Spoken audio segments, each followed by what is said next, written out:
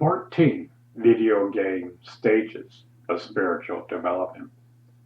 Jainism acknowledged that the soul advances to its liberated stage in various steps called ganastan, or stages of spiritual development. Through these 14 stages of development, the soul gradually frees itself, firstly from the worst, then from the less bad, and finally from all kinds of karma, and manifests the innate qualities of knowledge, belief, and conduct in a more and perfect form. Here we take a glance at each stage of spiritual development. Dharma, dhyana, or righteous meditation plays an important role in climbing each stage, and the external austerities like fasting, giving up tasty food, etc. helps in supporting meditation. The goal is to reach the highest type of meditation, Shukla, dhyana, and liberation. This sounds to me like a cosmic video game that I constantly talk about. 1. The stage of the wrong believer. The lowest stage with ignorance, delusion, and with intense attachments and aversions. This is the normal condition of all souls involved in the mundane world and is the starting point of spiritual evolution. 2.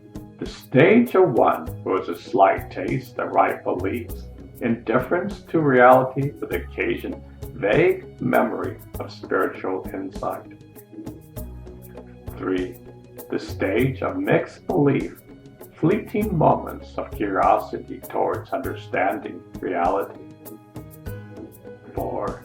The stage of one who has a true belief but has not yet self-discipline, awareness of reality with trust developed in the right view, combined with a willingness to practice self-discipline. The soul may be able to subdue the four passions, namely anger, pride, deceit, and greed. 5. The stage of partial self-control. At this stage, the right view and discipline starts to develop. The soul now begins to observe some of the rules of right conduct with a view to perfect itself. But the discipline of introductory or minor vows, the soul starts on the process of climbing the spiritual ladder. 6. The stage of complete self-discipline, though sometimes brought into wavering thought and neglectance. Major vows are taken with firm resolve to control passions. There may be past failures due to lack of full control over passions and carelessness. 7. The stage of self-control without negligence. At this stage, the self-discipline and knowledge develop more. The intense practice of vows assisted in better self-control and virtually replace carelessness with spiritual vigilance and vigor. 8. The stage of one in which the passions are still occurring in a gross form. The stage of one in whom the passions are still occurring in a gross form. Closer to perfect self-control over actions, higher control over the mind, thought, and passions, with the soul ready for reduction of the effects of conduct-diluting karma. 9. The stage of higher control over the removal of passions and elimination of conduct-diluting karma begins. 10. The stage of one in whom the passions occur in a subtle form, but complete elimination of all passions except for a subtle degree of attachment. 11.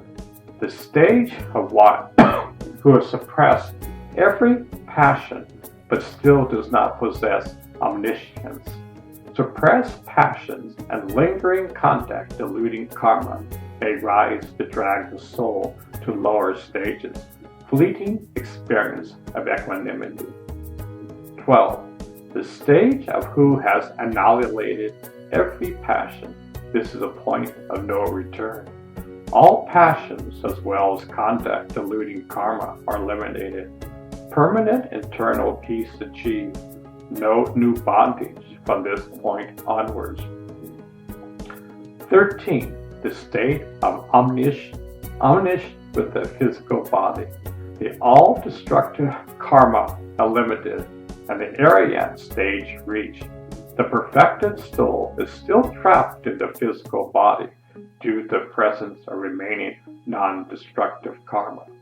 The Lord Arnat now preaches others the path of liberation and helps seekers show the path to cross the ocean of rebirths and reach the safe shore. 14. The stage of omniscience without the physical body.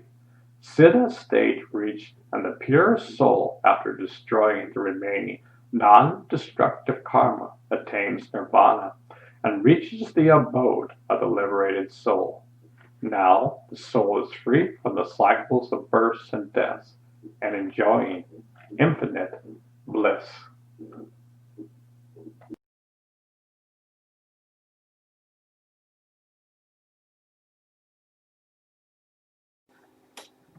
One of my favorite expressions is, you are the universe. You just don't know it. What a powerful expression.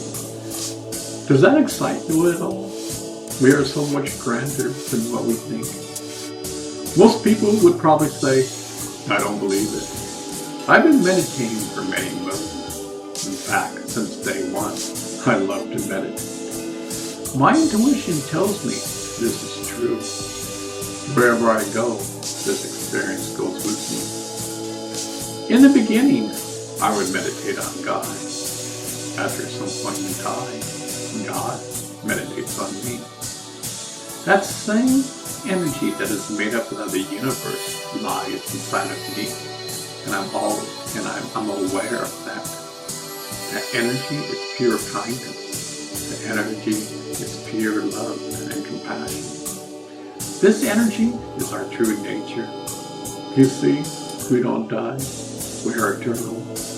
Our bodies will die, and we will live forever. Meditation is the link between man and the universe. Imagine having a URL to God.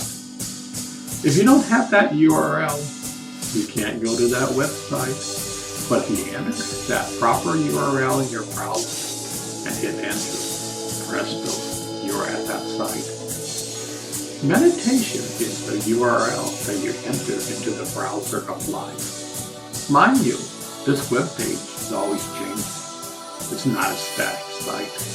All the knowledge of the universe lies there. But to tell you the truth, the main key is to transform yourself and become a better person. It's like taking a shower. This is not some ordinary shower. This is a shower of kindness. This is a shower of love and compassion. This is a shower of patience. Slowly, one transforms. One begins to pull the negative weeds within. Weeds such as anger, greed, war, and on and on and on. Nobody gets a free ride in life. Everybody is responsible for their actions. We must be conscious and aware every moment of our life.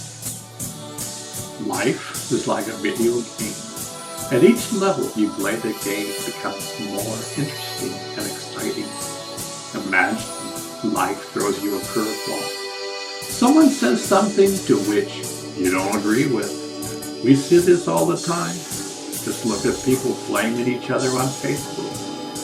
Now think that in this video game of life, the picture throws a curveball your way to see how you will react. If you react and flame someone, you get a strike. If you don't react and simply smile with kindness, you hit the ball out of the park. You then go to the next level in the game of life. This person loves to play the video game and is aware of the steps he takes day in and day out. We have never been trained in this game. We have never been taught that this video game of life exists inside of ourselves. We just constantly react to situations. We are like a ship without a rudder. The goal of this video game is to become like the universe. The universe is kind. The universe is love and compassion. The universe doesn't judge us. The universe doesn't say, look at how many strikes are against us. The universe says, you have free will, so why judge? Yet this video game of life provides all the necessary levels where you know this is a divine game. Bugs Bunny once said, don't take life so seriously because you will never get out of it alive. I like that. Don't take life so seriously.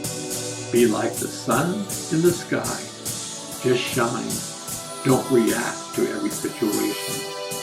Yet when dear old Bugs said you will never get out alive, the great video masters of old have a different story. They said you could be aware of your true nature while you are alive. Big difference. Once, when I was young, I was scared to death of dying. I was told when you die that you simply vanish and never become aware again.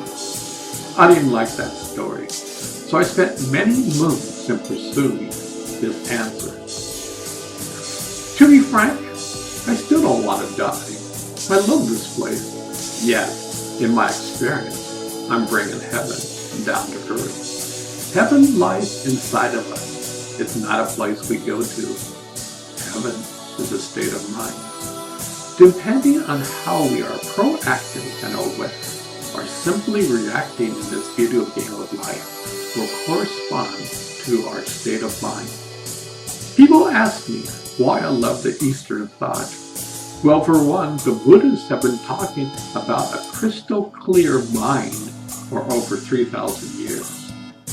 In the West, it was only since the mid-80s that universities give a class on subjects like happiness. The Buddhists have been talking about this since day one. I'm not saying you have to be a Buddhist. I'm not. I adore all religions. There is a thread which ties all religions together. It is the thread of love. I'm just saying that in the West, we need to become more aware of this video game of life. The world needs us to step up and consciously be aware and play this game with a sense of knowingness. For example, it's a little dangerous in this video game of life when our president tweets at 3 o'clock in the morning. He ridiculed little rocket man. My button is bigger than your button. These kinds of words can lead to nuclear war. Our words and actions can either bring heaven to earth or modern day hell. Just take a look around the world today. We need to be aware, and as my friend Bill Cunningham told me, we need more respect in this world. Personally, we are all in the same boat together. We either sink or swim. We need to be more tolerant, kind, and respectful of each other. Mankind needs to be a kind man. That's the most difficult thing in life. Look at all the conflicts and wars around the world. It's so easy to flare up with anger. It's so easy to put gasoline on the fire. Yet to act with kindness in the face of adversity is the most difficult thing to do. We are all a piece of the puzzle in life.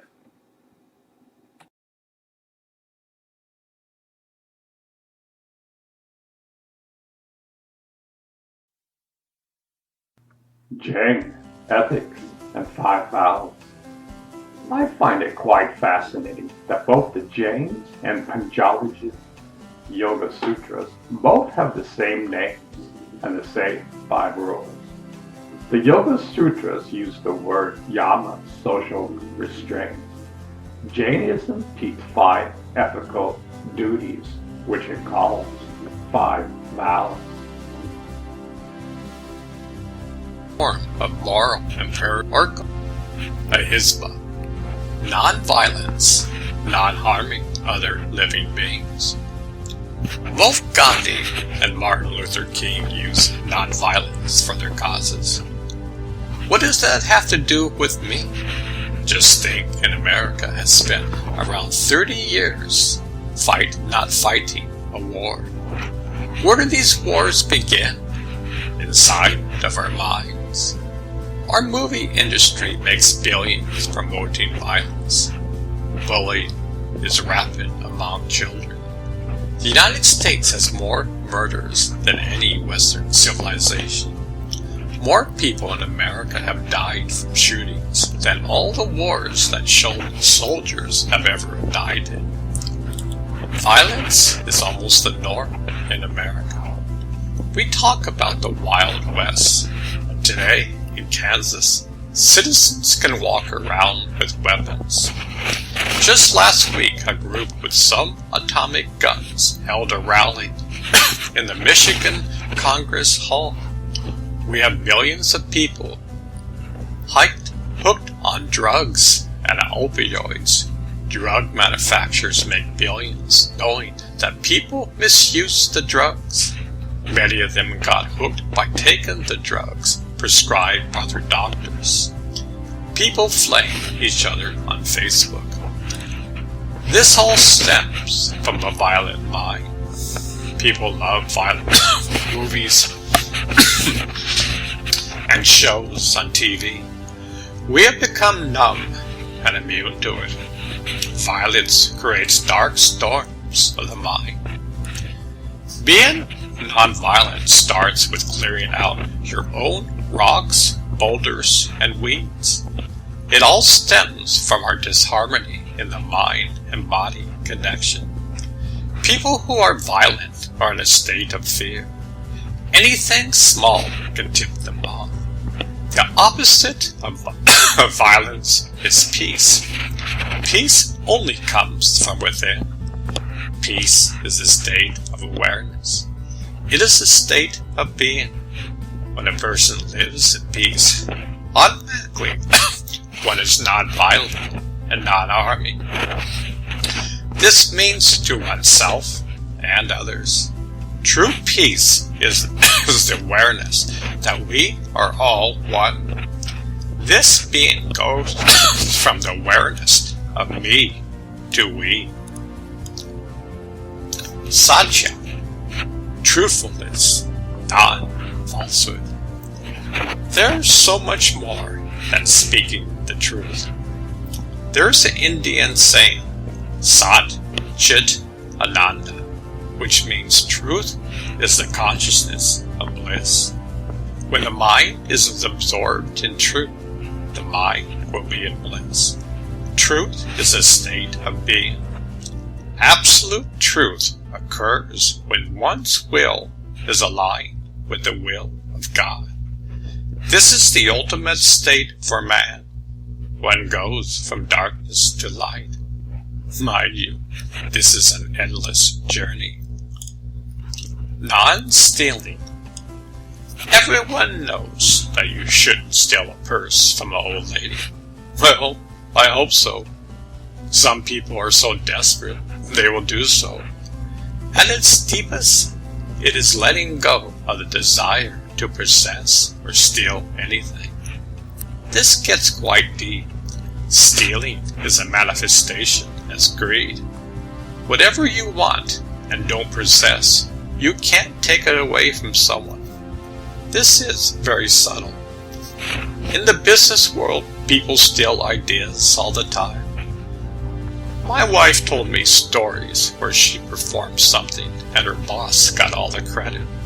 We live in a world we are trained at a young age to possess goals, objects, and things. We try to outmaneuver each other. We are taught to be clever, which is another weakness and obstacle. Most people who are clever are probably cunning and want their way. They try to control the situation. These traits must be overcome. All spiritual traditions talk about weeding the inner garden. One must be conscious and aware. Non-stealing is a state where thought, words, and actions are in alignment with God. This takes constant awareness and effort. One must begin to monitor one's thoughts and actions. The Kabbalah would say stop, look and listen, before, during, and after you speak. In each and every moment, be aware and conscious. Remember, you are peeling the onion in life. One is fine-tuning the guitar of life. Brahmachari, chastity, marital fidelity or sexual restraint. The following comes from Sri Sri Ravi Shankar. Brahmachari is celibacy. Celibacy brings you strength, lots of strength. Brahmachari has a higher meaning than just celibacy. Brahma means infinity. Chara means moving in infinity.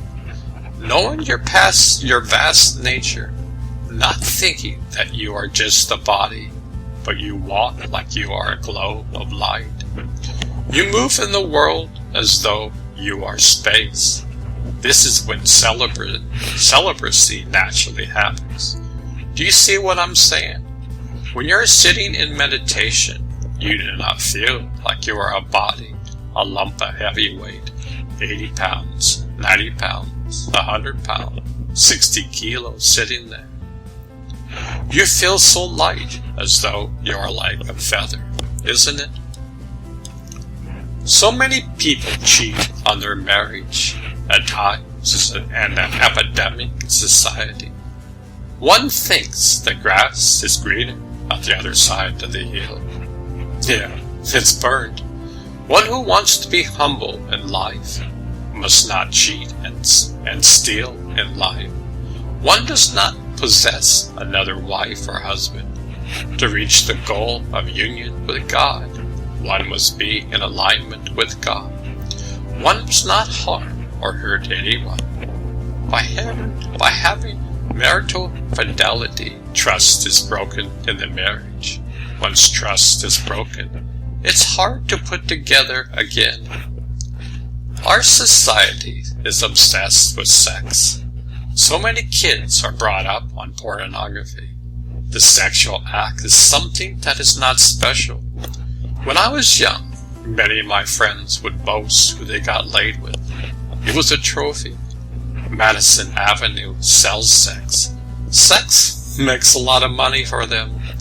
We have taken something precious and downgraded it where young women are getting date raped. There is a huge slave trade for young runaways. Tremendous sexual violence occurs daily in the world today. We are going from darkness to light. The world at large has a long way to go. Non-avarse, non-possessiveness. The definition of avarice is excessive or unsatiable desire for wealth or gain, greediness. Imagine, we have 8 billionaires who have more wealth than half of the world's population, yet they are never satisfied.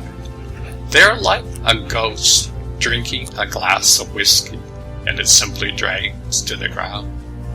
They can never be satisfied. How many people lie and cheat to get to the top? We have politicians who in crisis hold on to their power and ignore the desperate prayers from their citizens. I'm writing this during the global shutdown. Over 30 million people have lost their jobs. No money is coming in. Politicians are fighting with one another so they can hold on to their power. Our school systems teach our children that it's the survival of the fittest. You must fight your way to the top. Your fellow student is your enemy. You have to outfox him. Mind you, this starts at a young age. It is built into our subconscious. The mentality of conquering the Wild West is much alive today. We are destroying this planet because of this. Mother Nature has sent us to our rooms to think things over.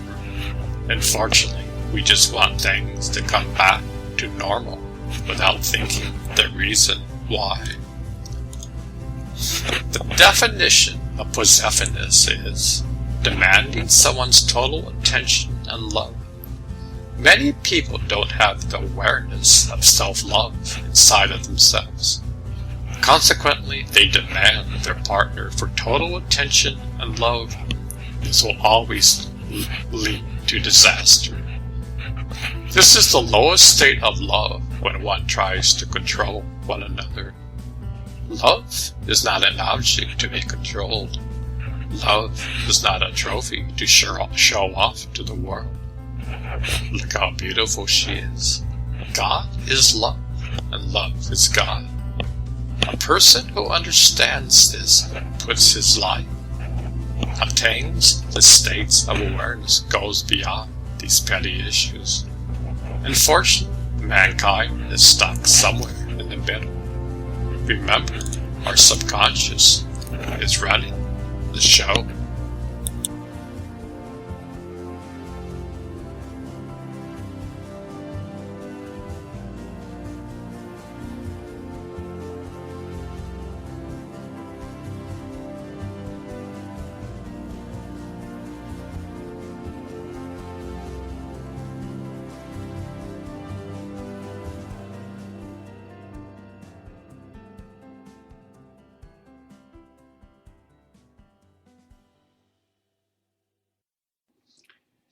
In the Upanishads, a great Indian holy book, is this saying, Sat Chit Ananda. Truth is the consciousness of bliss.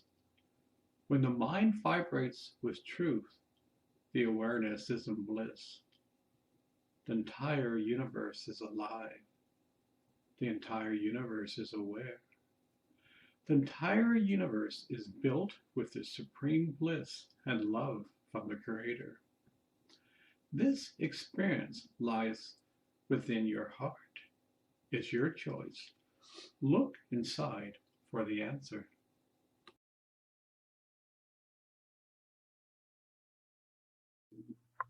Violence in our leaders. Why do we still go to war? You would think, with all the incredible technology we have created, that war would be obsolete. Yet we make greater weapons of mass destruction. With all our knowledge and our so-called wisdom, you would think that we could overcome any problems. We could use our wisdom to solve any conflict which leads to war. Yet mankind still hasn't solved the mystery of discovering the jewel within. Until that missing piece is discovered, we will always go through the ups and downs of violence inside of us. Scientists and mystics know about the quantum field that unites us all. It is staring us in the face. We need to look in the inner mirror to find out that we are all on the same mode. The definition of violence is a behavior involving physical force intended to hurt, damage, or kill someone or something. Last weekend, the president did the following. This is the headline from CNN. Trump responds to protests with a strongman act. Trump on Monday turned security forces on peaceful protesters in front of the White House as tear gas and rubber bullets flew before declaring himself the law and order president.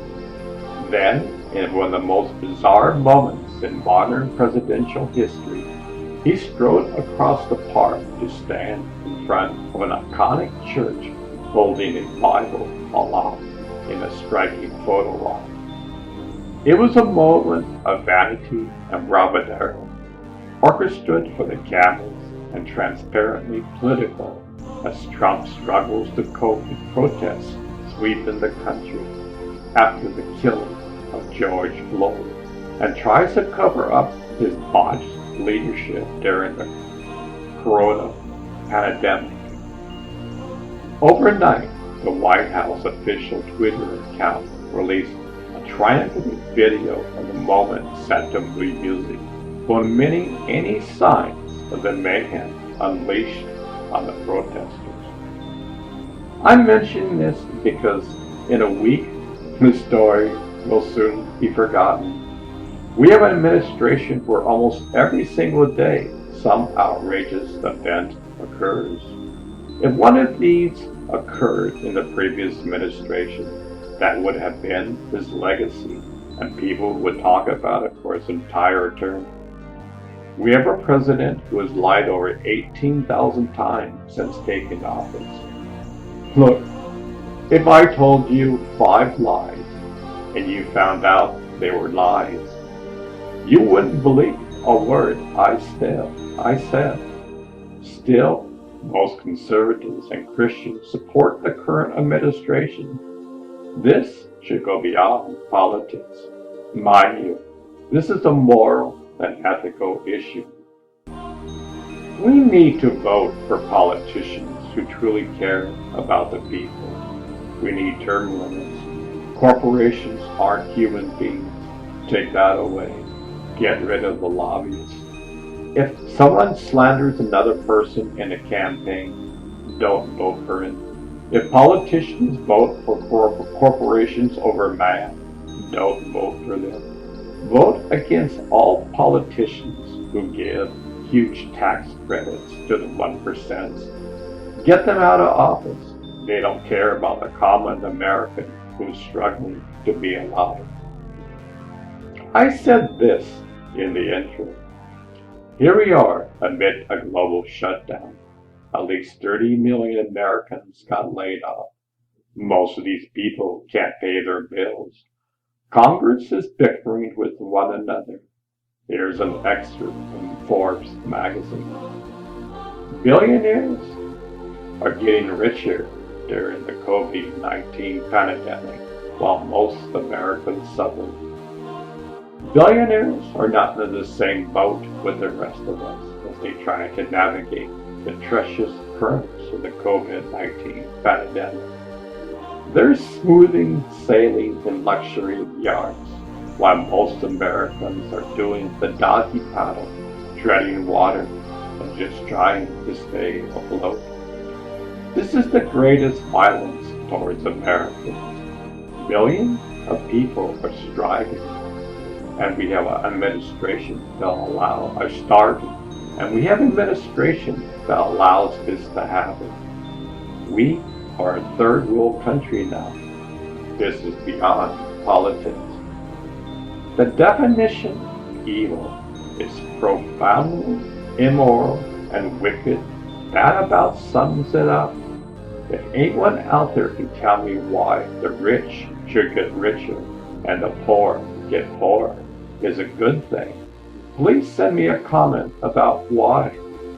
When the poor can't pay their bills and feed their precious families so the rich can get richer is an evil act. Yet most politicians go on their merry ways. That, my friend, is called violence.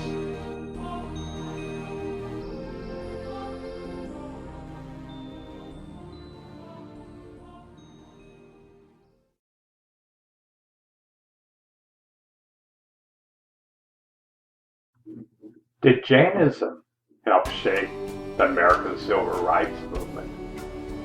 The American Civil Rights Movement during the mid-1950s to early 70s marked one of the most tumultuous periods of social change and unrest in American history.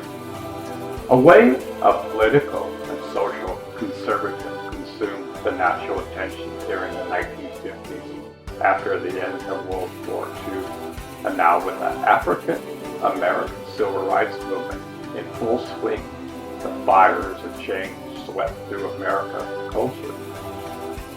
So how could James, who are hardly known outside of academia in the United States at this time, have any influence on social movements in America? As with many events that are life, it isn't the impact that reaches you, but the ripple. Meet our impact point, Srimad Rajchandra. Srimad Rajchandra was a Jain philosopher who lived in India between 1867 and 1901. After watching a funeral prior at a young age, it is said that Srimad Rajchandra suddenly recollected all his past lives, thus gleaning all the knowledge and spiritual wisdom he attained in those periods. He would go on to spend the rest of his life teaching and writing about spiritual concepts within the Jain framework until he died at the age of 32. His most important literary work, which bears his name, is hardly regarded even today. What is interesting about his story, among other things, is that Srimad Rajchandra made a very special friendship with history's most endearing activist, Mahatma Gandhi. Gandhi himself regarded Srimad Rajchandra as not only a friend, but a spiritual guide. I have drunk to my heart's content the nectar of religion that was offered to me by Sri Ramachandra. Rajchandra hated the spread of irreligion in the name of religion, and he condemned lies, hypocrisy, and such other vices which were getting a free hand in his time. He considered the whole world as his relative, and his sympathy extended to all living beings of all ages. Mahatma Gandhi. Mahatma Gandhi is who many of us think of regarding civil disobedience and nonviolent resistance. Under the influences of his native Hindu faith, his mentor, Srimad Rajchandra, who practiced ahisma, long, non-injury, and a love for freedom. Gandhi began civil rights and liberation movements in South Africa during his early years as an attorney before moving on to his native India. Gandhi is known for his non-violent resistance against British rule in India, which after years of struggle led to his independence in 1947. He was assassinated in 1948. The science of war leads one to dictatorship, pure and simple. The science of nonviolence alone can lead one to pure democracy. Power based on love is 1,000 times more effective and permanent than power derived from fear of punishment. Mahatma Gandhi. From America's South, its own philosopher and a propagator of nonviolence and change, soon rose Martin Luther King Jr., a Baptist preacher from Georgia with a tremendous personality, an academic marvel with a flair for leadership and activism. He helped found the SCLC, Southern Christian Leadership Conference, and was a prominent leader in the NAACP. King led the Montgomery bus boycott in 1955, which opposed the Montgomery, Alabama transit segregation policy and played a pivotal role in the 1963 March on Washington, where he delivered his I Have a Dream speech. While King cited many influences for his position on nonviolent activism, he spoke warmly of none other than Mahatma Gandhi. King was greatly impacted by Gandhi's work after visiting India, a trip they may have helped shape the American political and social structure forever. Since being in India, I am more convinced than ever before that the method of nonviolent resistance is the most potent weapon available to oppress people in their struggle for justice and human dignity. In a real sense, Mahatma Gandhi embodied in his life certain universal principles that are inherent in the moral structures of the universe, and these principles are as inescapable as the law of gravitation. Martin Luther King Jr. With the help of King and many others in the struggle for racial equality, America eventually adopted the Civil Rights Act of 1964, the Voting Rights Act of 1965, the Immigration and National Service Act of 1965, and the Fair Housing Act of 1968, among others. For his service to humanity, King was awarded the Nobel Peace Prize. He was assassinated in 1968. Ripples, Martin Luther King Jr. was an American Christian. Gandhi was a Hindu. Srimad Rajchandra was a Jain philosopher. Lord Mahavira taught his people 2,500 years ago in northern India. Each ripple reached out inch by inch and eventually covered the world. And the influence of nonviolent activism is still alive today with our current Occupy movement, which has spread globally. So now we see that how Jainism sufficiently influenced social change across centuries and nations without converting a single soul, without coercion, without force, but simply because it makes sense. What sort of ripple will you form today?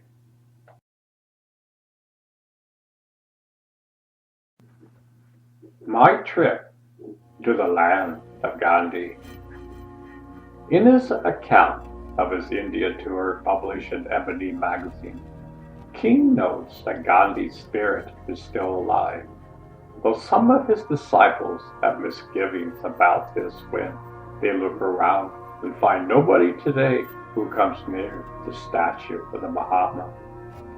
Lamenting India's pervasive economic inequalities, King observed that the Vargo, white, black, or brown, behaves about the same the world over, and he calls upon the West to aid India's development in a spirit of international brotherhood, not national selfishness. For a long time, I had wanted to take a trip to India. Even as a child, the entire Orient held a strange fascination for me. The elephants, the tigers, the temples, the snake charmers, and all other storybook characters. While the Montgomery boycott was going on, India's Gandhi was the guiding light of our technique of non-violent social change. We spoke of him often, so as soon as our victory over bus segregation was won, some of my friends said, "Why don't you go to India and see for yourself what the Mahatma, whom you so admire, has wrought?" In 1956, when Pandit Jawaharlal Nehru, India's Prime Minister, made a short visit to the United States, he was gracious enough to say that he wished that he and I had met and had his diplomatic representatives make inquiries as to the possibility of my visiting his country sometime soon. Our former American ambassador to India, Chester Bowes, wrote me along the same lines. But every time I was to make a trip to India, something would interfere. At one time, it was my visit, my prior commitment to Guyana. Another time, my publishers were pressing me to finish writing Stride Toward Freedom. Then along came Miss Isola Wari-Carey, when she struck me with that Japanese letter opener on that Saturday afternoon in September as I sat autographing books in a Harlem store. She not only knocked out the travel plans that I had, but almost everything else as well. After I recovered from the near-fatal encounter I was finally released by my doctors, it occurred to me that it might be better to get in the trip to India before plunging too deeply once again into the sea of the Southern segregation struggle. I prefer not to take this long trip alone and asked my wife and my friend, Lawrence Reddick, to accompany me. Coletta was particularly interested in the women of India and Dr. Reddick in the history and government of that great country. He had written my biography, Crusader Without Violence, and said that my true test would come when the people who knew Gandhi looked me over and passed judgment upon me and the Montgomery movement. The three of us made a sort of a three-headed team with 6 eyes and 6 ears for looking and listening. The Christopher Reynolds Foundation made a grant to the American Friends Service Committee to cover most of the expenses of the trip, and the Southern Christian Leaders Conference and the Montgomery Improvement Association added their support. The Gandhi Memorial Trust of India extended an official invitation through diplomatic channels for our visit. And so on February 3rd, 1959, just before midnight, we left New York by plane. En route, we stopped in Paris with Richard Wright, an old friend of Reddick's, who brought us to date on European attitudes on the Negro question and gave us a taste of the best French cooking. We missed our plane connection in Switzerland because of fog, arriving in India after a roundabout route 2 days late. But from the time we came down out of the clouds at Bombay on September 10th until March 12th, when we waved goodbye at the New Delhi airport, we had one of the most concentrated and eye-opening experiences of our lives. There is so much to tell that I can only touch upon a few of the high points. At the outset, let me say that we had a grand reception in India. The people showered upon us the most gracious hospitality imaginable. We were graciously received by the Prime Minister, the President, and the Vice President of the nation,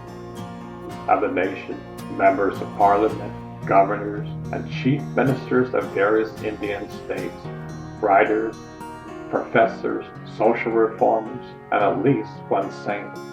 Since our pictures were in the newspapers very often, it was not unusual for us to be recognized by crowds in public places and on public conveyances. Occasionally, I would take a morning walk in the large cities, and out of the most unexpected places, someone would emerge and ask, "Are you Martin Luther King?" Virtually every door was open to us. We had hundreds of invitations that the limited time did not allow us to accept. We were looked upon as brothers, with the color of our skins as something of an asset. But the strongest bond of fraternity was a common cause minority and colonial people in America, Africa, and Asia, struggling to throw off racism and imperialism. We had the opportunity to share our views with thousands of Indian people through endless conversations and numerous discussion sessions. I spoke before university groups and public meetings all over India. Because of the keen interest that the Indian people have in the race problem, these meetings were usually packed. Occasionally, interpreters were used, but on the whole, I spoke to audiences that understood English. The Indian people loved to listen to the Negro spirituals.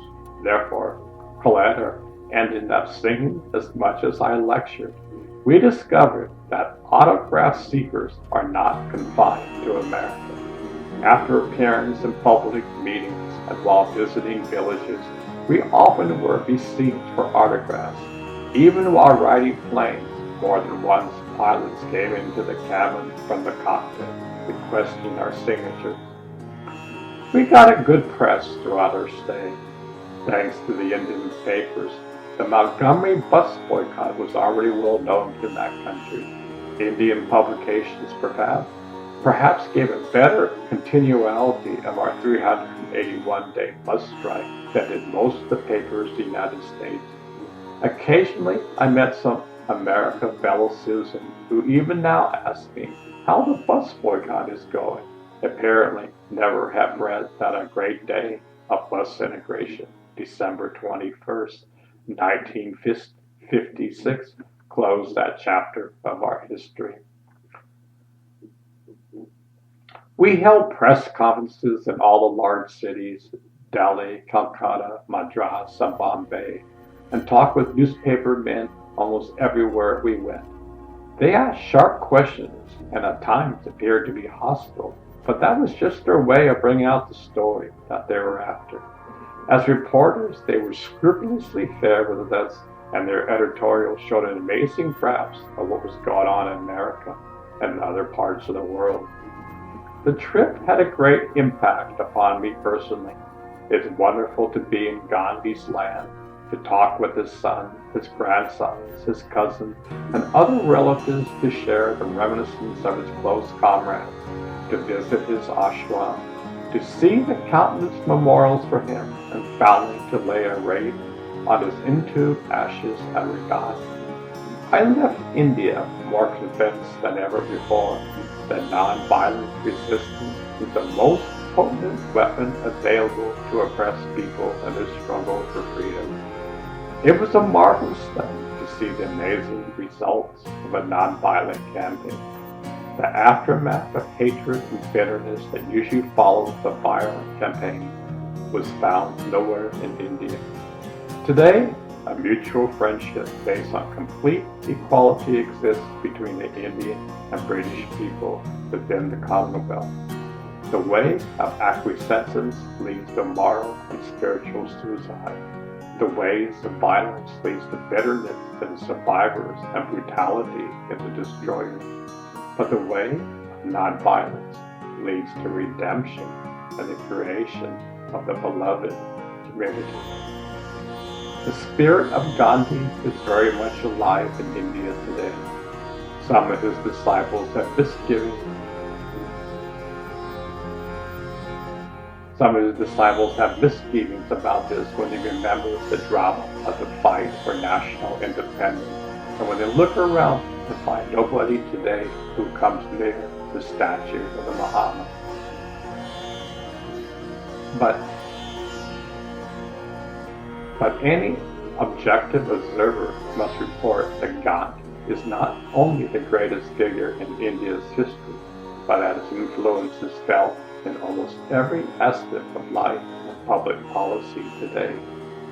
India can never forget Gandhi.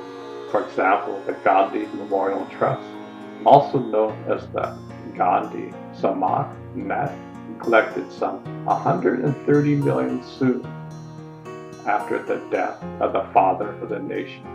This was perhaps the largest spontaneous mass monetary contribution to memory of a single individual in the history of the world.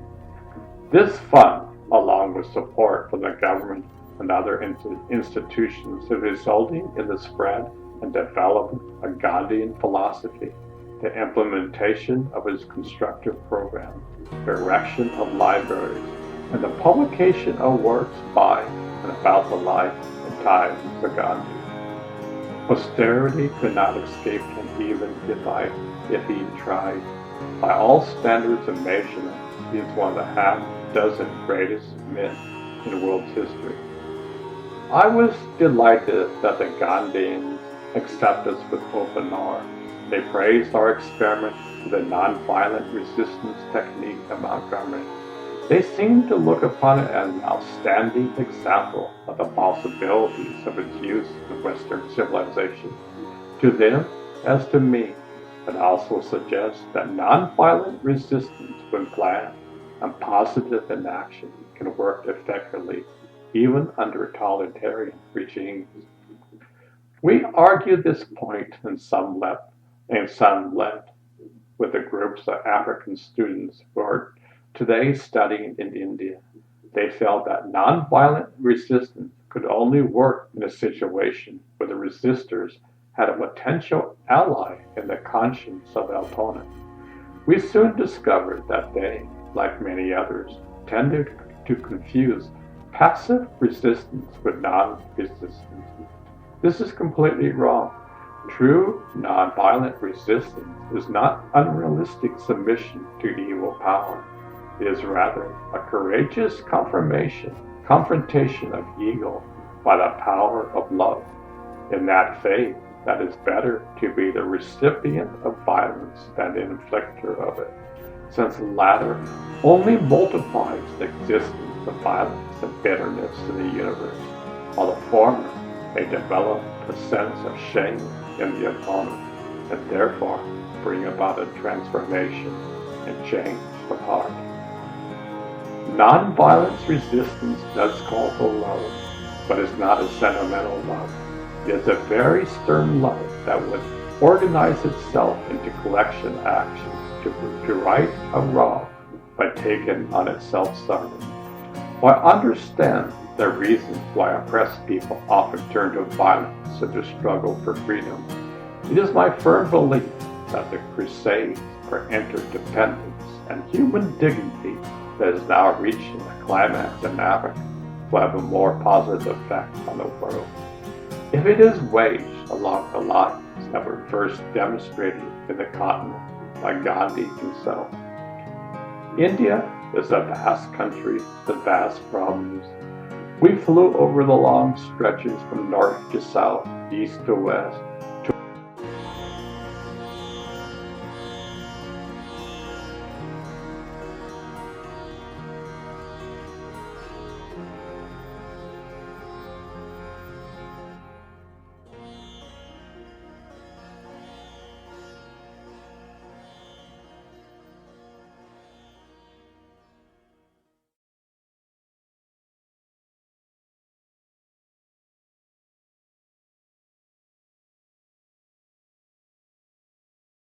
Took train for shorter jumps and used automobiles and jeeps to get us into the less accessible places.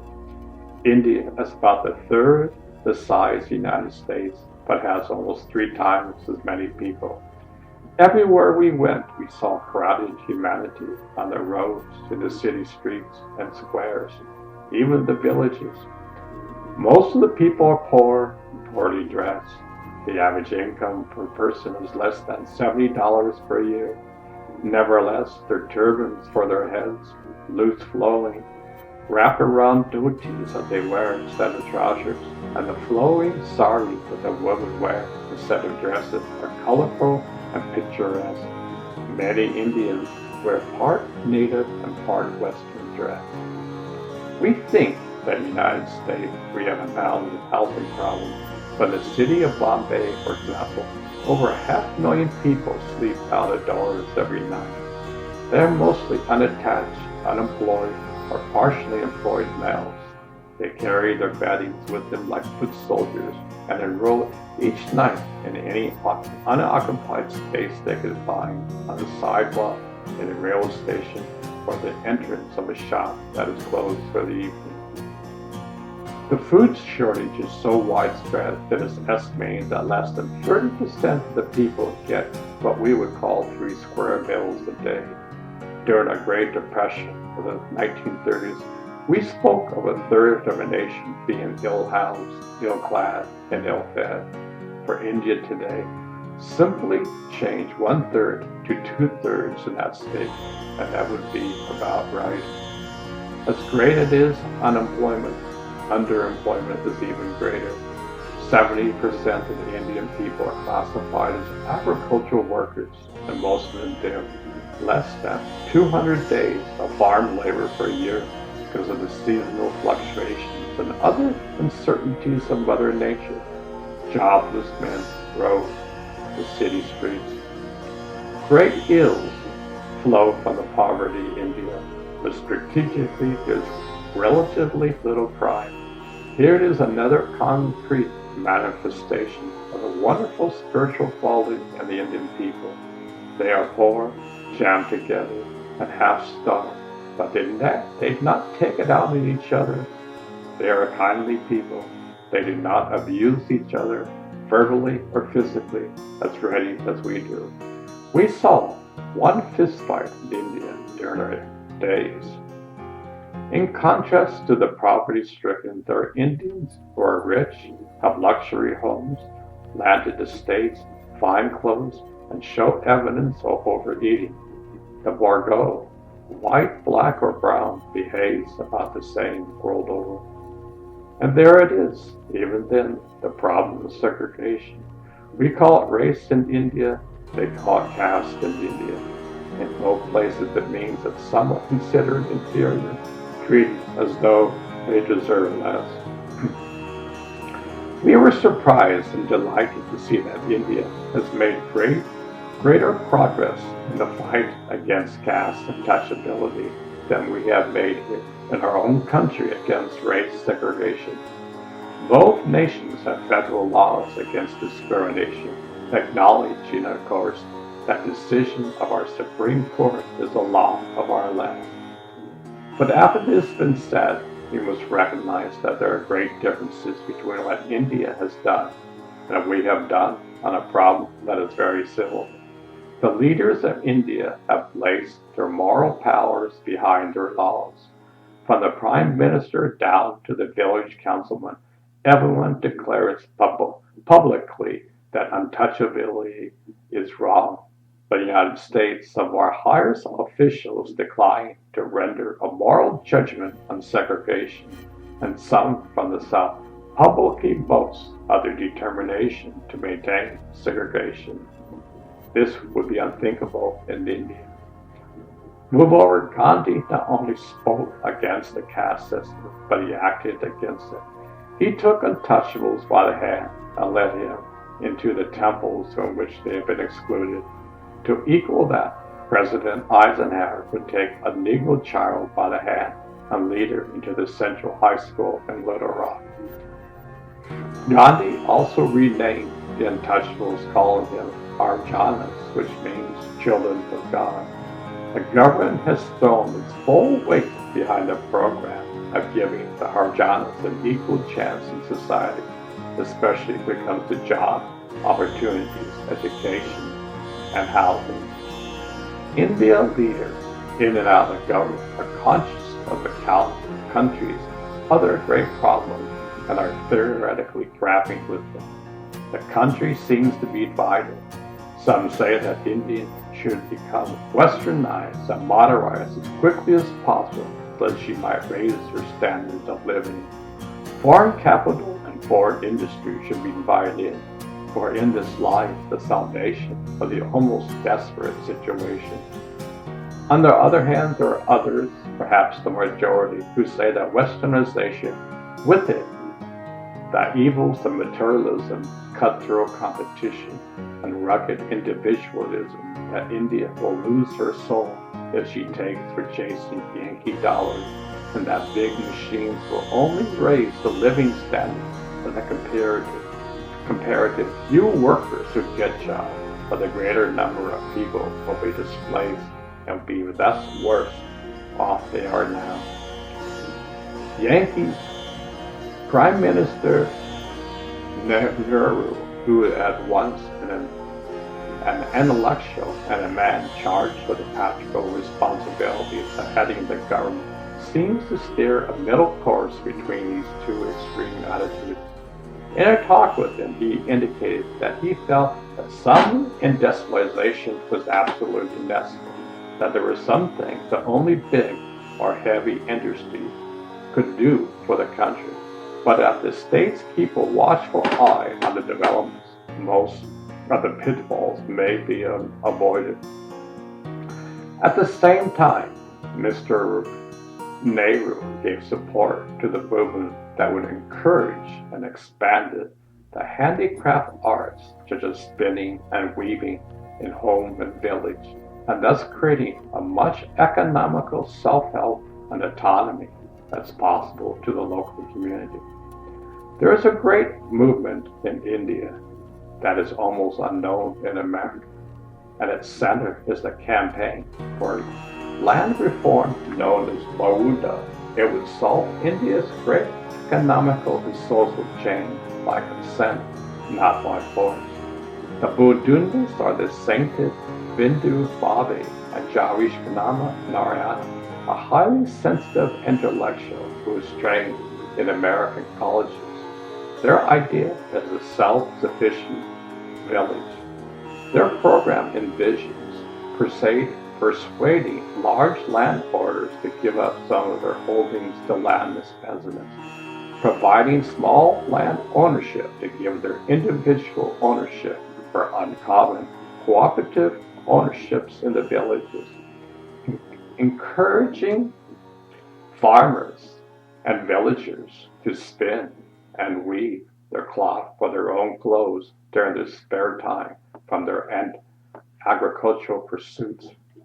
Since these measures